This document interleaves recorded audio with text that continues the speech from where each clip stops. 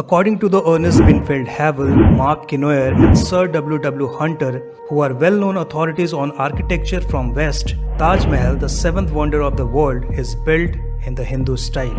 Havell, who was an English art administrator, art historian, and author of numerous books about Indian art and architecture, wrote that the ground plan of Taj Mahal is identical to the ancient Hindu Chandi Seva temple in Java.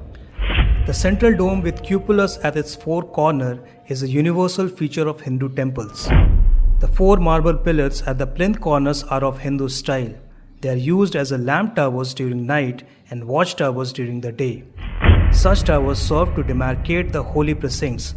Hindu wedding altars and the altars set up for god Satyanarayan worship have pillars raised at the four corners. The octagonal shape of the Taj Mahal has a special Hindu significance because Hindus alone have special names for the 8 directions and celestial guards assigned to them. The pinnacle points to the heaven while the foundation signifies to the netherworld.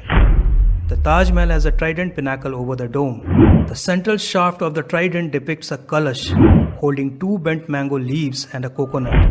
This is a sacred Hindu motif. Identical pinnacles have been seen over Hindu and Buddhist temples in the Himalayan region.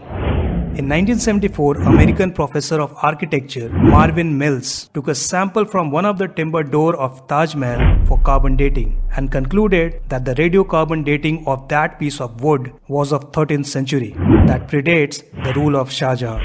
After this finding, Indian government removed the timber door and covered the opening by bricks. He also raised few crucial questions in context of Taj Mahal being Hindu temple, such as there are 20 rooms below the terrace level on the north side of the Taj Mahal facing Yamuna river. Why does a tomb need those rooms? However, a palace can have. There are 2 buildings facing towards the marble Taj, east and west.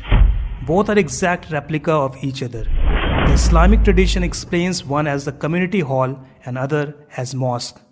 How could 2 buildings meant for radically different purposes be so identical? Why does the mosque face towards west instead of facing Makkah? At the other side, Hindus have special significance of east direction, as sun rises in east. And most of the ancient temples are built at the bank of river, just like Taj Mahal is built at the bank of Yamuna. A French jewelry merchant, John Baptiste Tavernier, moved around India for trade between 1641 and 1668 AD. In his travel account, he mentioned 2 things. First, that scaffolding cost of Taj Mahal was much more than the entire work done. And second, that the building of the Taj Mahal started and ended during his stay in India. But the problem is Mumtaz died sometimes between 1629 and 1632. And according to the Muslim Chronicle, the construction of Taj Mahal started within few months of her death. But if we consider that the work on Taj Mahal started after 1641, approximately 11 years after the death of Mumtaz, and ended in 1643 as popularly believed, then Tavernier's first statement about cost concludes the same, that the monument was already there, only renovation was done by Shah Jahan. But Tavernier's account also revealed that it took 22 years to complete the construction of Taj Mahal. So if work started only after 1641, it can only end after 1663, which is next to impossible as Shah Jahan was dethroned by his own son Aurangzeb after 1658. All this information lead to one conclusion, that no real research has been done regarding the origin of the Taj Mahal.